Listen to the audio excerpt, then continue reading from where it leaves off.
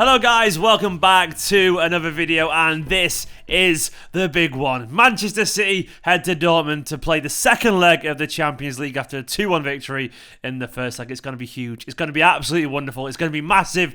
It's going to be exciting, as is OneFootball. Yep, I had to take that segue. If you haven't already downloaded OneFootball, what are you waiting for? Go and show OneFootball a little bit of love, and show Stephen a little bit of love as well by helping support the channel by clicking the link in the description below. It's a fantastic app with all your Manchester City news, and not just Manchester City news. It's got all the transfer news from the world of football and all the big breaking stories sent directly to your phone for the cost of £0, 0 pence, $0, €0. It's free basically, and you can join over 10 million people downloading OneFootball today and getting all the football stats sent straight to your phone. So go download it right now. Click the link in the description. It's awesome, as you can see alongside me. So what are you waiting for? Before I get into the video as well, I want to say thank you to my latest patron, Mike McElroy. Mike, you absolute legend. Thank you so much for your support, Mike. Absolutely appreciate it, pal. Sorry it took a while to get the shout out. I had so much on, but Mike, you're absolute legend. Patreon.com/Esteemed Company if you want to help. Hopefully your favourite Manchester City content creator do this full time. It's absolutely appreciated, every little bit of support. Don't forget though, if you can't do that, I don't mind. Just like, comment, subscribe, all those usual things, and it's massively appreciated. But let's get into this game, because it's huge. It's genuinely huge. This is the kind of shit that we all get excited for. This is the kind of football that we want to see. A Champions League quarter-final with a good lead as well. A 2-1 lead over Dortmund from the first leg, which was a tough game. It wasn't an easy game, but we go into this game feeling good, I should say. Even though obviously we lost to Leeds, we've got... we're in a good position. It isn't going to be easy, though. It isn't going to be easy, and I'm a little bit nervous. I'm getting more and more nervous the more I think about the game. I've been so busy that I've not had time to think about it, but now I'm sat here right now filming this video. I'm like, I don't want it. I'm scared, Man City. I'm scared, but we should have enough. We are a good team. It's going to be a battle, but Manchester City, and please, please, Man City, please, Guardiola, let's keep this simple tomorrow, and let's go and do the job over there, because it's interesting. Guardiola was asked on 10 years, in the press conference, Guardiola was asked about how it was 10 years since he last won the Champions League. To which he replied saying, important maybe is in 10 years, all that time I'm in the quarters and semi-finals. I didn't win the Champions League. We won the Champions League. I didn't play. I didn't win it with Barcelona. They won it. I was there to have the ideas. And he said, if I retire now, what happens in my career? I did not expect it. I'm grateful for the clubs and the players that I had. This is words that make me so grateful and happy. This is a business to win. If you don't win, I'm a failure. And if you win, it's how good is Pep. And he's exactly right. We all saw that at the weekend with the Leeds game. And he even addressed that, actually. He said, we won 27 of 29 games, and I rotated in 28 games. The first time we lose a game, you'll tell me ask me why I rotate the team. Hopefully, I can take the right decisions to make them feel comfortable on the pitch. And he's right. He's been doing it all the time. He rotates all the time, but obviously the one day he doesn't get away with it, we all moan about him. But, like, he has to do it because it's actually his job. And as he said... And this is another quote from Guardiola. We are fighting for 4 competitions, especially the Premier League. We are already qualified for the Champions League 11 years in a row. It's never happened before. That is fantastic. Now is the time for another step. The players want it. He was also asked about if City are better with dealing with setbacks this year.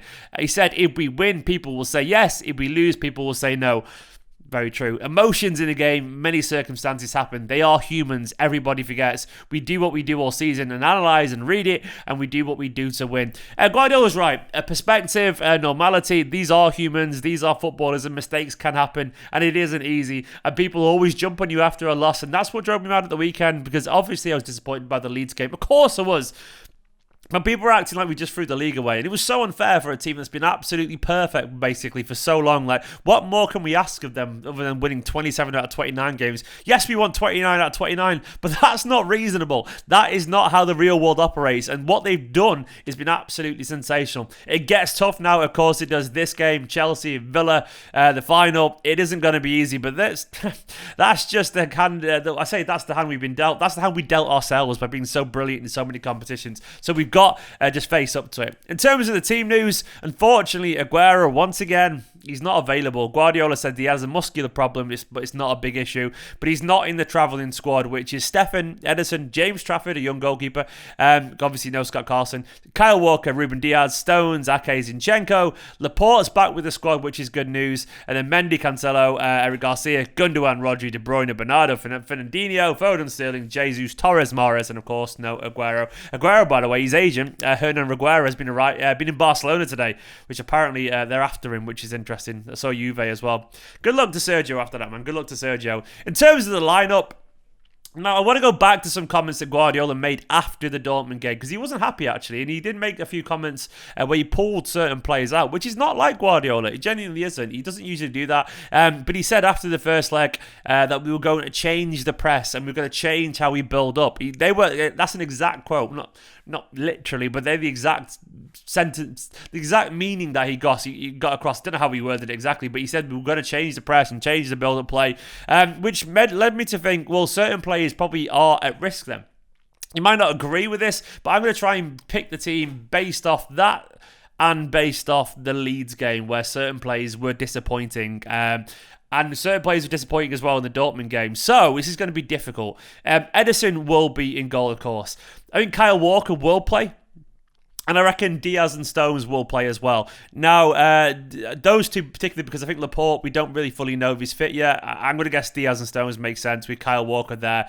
I've got a feeling. Now, Guardiola talked about how we're going to change up how we build up. One of the players most influential and integral to how Manchester City build up from the back is Zinchenko. And genuinely, I've got a feeling he might start this game. And also because I thought Cancelo was genuinely poor against Leeds. And I thought he was poor against Dortmund, if I'm being honest. And Guardiola actually called him out last week for saying he played a bit poorly, which isn't rare. So Guardiola probably be making a point to Cancelo, because I think Cancelo's amazing, but his performances the last few games have dropped off the cliff a little bit. Not terrible, but a little bit poor by his own standards. So I've got a feeling Zinchenko will start this one, because I do think that he's so important to the press. Not the press, sorry, the build-up play from the back. He's involved in so many passing situations that I feel like...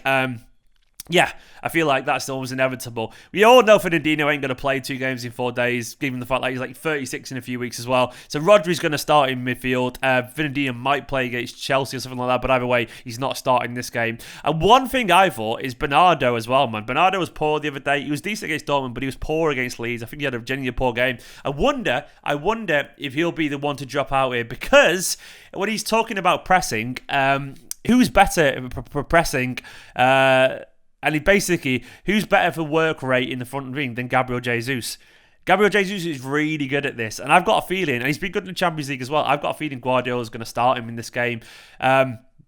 Which means De Bruyne might have to go back in midfield. So I reckon De Bruyne and Gundogan in midfield. And it's a big call with Bernardo on the bench. I could be wrong here. I could be overthinking it. And for what it's worth, I'm not saying drop Bernardo. I'm just trying to read between the lines. So I reckon this could happen, which is mad, but I've got a feeling it could happen. So De Bruyne and Gundogan in midfield with Rodri. And then I think Mahrez, Jesus and Foden. Jesus... Gundogan was talking about him in the press conference. Gundogan said, for Gabby, there are no limits. He already did great at Man City. I don't know if it's an influence on him or that Sergio is leaving the game. Gabby plays. What I know is he brings everything to be a world-class striker. He's already done great. He's a great teammate and still young with potential to improve. Potential, I nearly said then. He's already playing really well. He's committed to the team, to his game. For him, the future is very bright. I have a feeling Gabriel Jesus will start this game. I mean, I could be wrong. Bernardo might start. It might be the false 9 thing, but...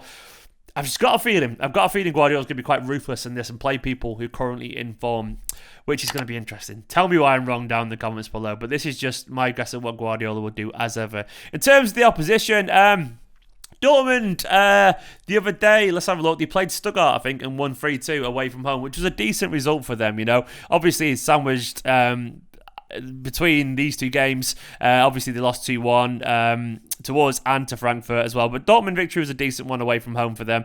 It was genuinely a decent victory. No goal for Haaland, by the way, which is interesting.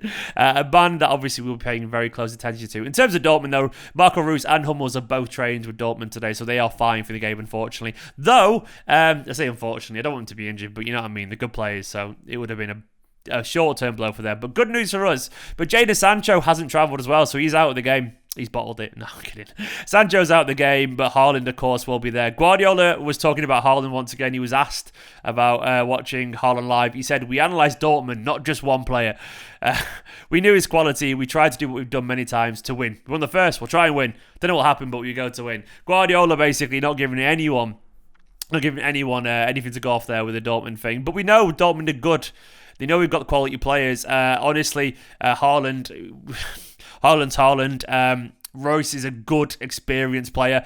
Obviously, Dahoud and Bellingham had good games against us as well. I genuinely was really impressed by them. And they've got wily defenders in Akanji and Hummels as well. So they are a good side. I've got a feeling we need to be a little bit smarter. We definitely do need to be a bit smarter, which I guess takes me to prediction. If we turn up and we control the ball, genuinely control the ball, work the press a little bit better, a little bit more organised, I will feel confident. But this game, it's no exaggeration to say, this could set the tone for the rest of the season now. We have to be really, really focused for this game. We have to be on it.